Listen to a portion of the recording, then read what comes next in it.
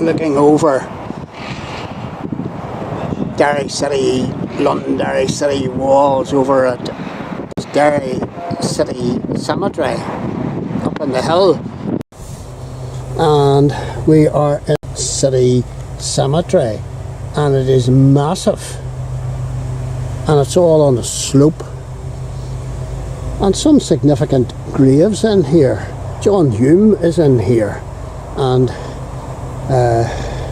Martin McGuinness is in here in the Republican plot, and we've got another grave that I was going to look at, and it's of this lady here, Cecil Frances Alexander, and she was a notable hymn writer of her day, and her hymns are even remembered today. But I'll give you a wee sweet brown first of all. This, I believe, is the Brandy Well, and way over here is the city walls, Derry city walls that we were dancing about on yesterday. And there's so much history. There's war graves in here, there's baby graves, there's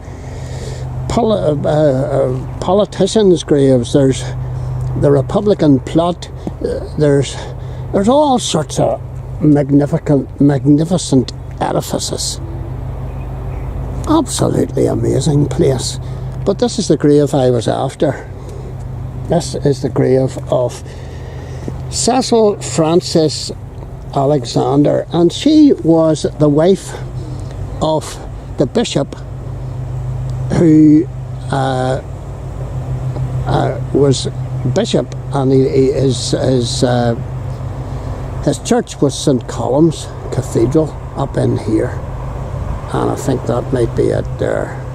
Hope I'm pointing the camera in the right direction, because I don't know Derry stroke Londonderry. Now that's the foil. I forgot to mention the foil. And there it is. And I have to say, the cemetery staff are absolutely superb. The two folks down in that wee office down in there, and they pointed us. The lady knew her stuff. The gentleman didn't know her stuff, but the lady knew her stuff and pointed us directly to this grave that I was after. Your daughters shall prophesy, your old men shall dream dreams, your young men shall see visions. Joel 2:28. And this is the grave of Cecil Frances Alexander, hymn writer extraordinaire. Wrote as many as 400 hymns, and there's hardly a hymn book that you would come across in the English language that she hasn't made a contribution in.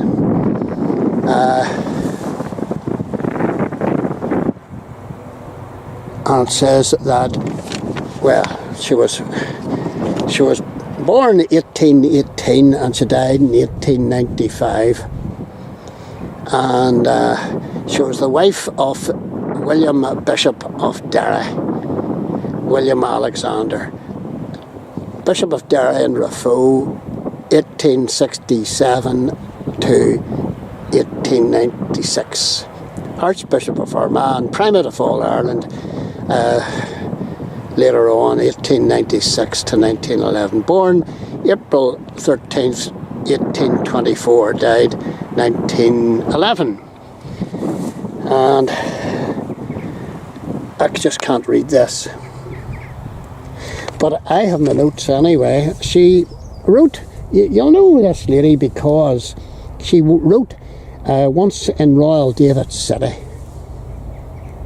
and she wrote, "There is a green hill far away," and whenever she was looking out from St. Columb's Cathedral over there, she could actually see this green hill far away, and that is what is believed to be the inspiration to this hymn. Magic. And she also wrote All Things Bright and Beautiful. So 3 great hymns in the English language, and she was responsible for them all. She just wasn't a bishop's wife. And she wrote poetry as well. And she started doing this from the age of 9, would you believe? And she married William Alexander in 1850. And he was a Church of Ireland minister down in Tyrone, or I believe, and Kaleator, I'm not too sure. And she was a humble, modest person. But the hymn, There Is a Green Hill Far Away, is reckoned to be the most perfect hymn in the English language. She was a great helper of the poor and the needy, wherever she was stationed in her husband's ministry. She established a school for the deaf and the mute, and she established the Girls' Friendly Society. And there's a remembrance music room up at St Columb's Cathedral dedicated to her memory. And this is her white cross, and you can see it actually from the lower end of the church, lower end of the cemetery. And the girl came out that door, the lady came out that door and pointed this headstone out to me, and I'm delighted to have found it. Excellento. Derry / Londonderry City Cemetery.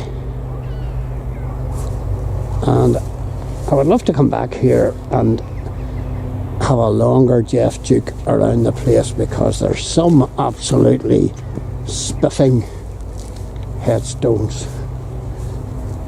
and there must be some amount of history in here. I mean, this guy Gilmer up here, what would you want that?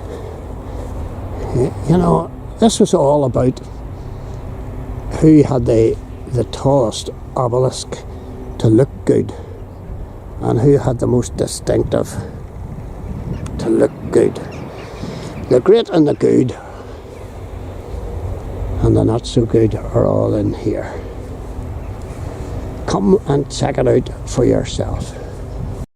Can't get into the cathedral, but this is the music room. The Cecil Frances Alexander Music Room, inaugurated in her memory 1981.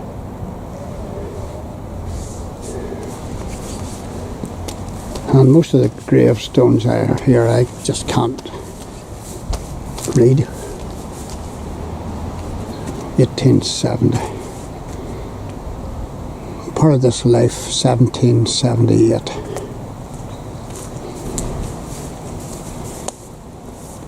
Yet 1785. 1826. Great history in here. And so many of the grave headstones you just can't read because of the ravages of time.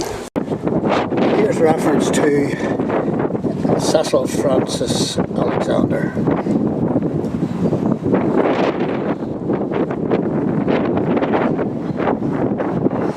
One of Ireland's greatest hymn writers, composed many hymns including Green Hill Far Away, David City, and she did All Things Bright and Beautiful as well. Poverty and sickness were common in the city, particularly in the narrow dark streets outside the walls. Fanny, as she was known, was a regular visit to the humble homes of these impoverished areas, and she spent most of the time caring for the poor and hymn writing. She did actually write 400 hymns, and it's hard to come across a hymn book that hasn't got one of her hymns in it. 1895, Fanny suffered a stroke and died peacefully with William at her side. Cathedral bells tolled to let the city know her death. The city, rich and poor, Protestant and Roman Catholic, mourned her passing. And this is the Cecil Frances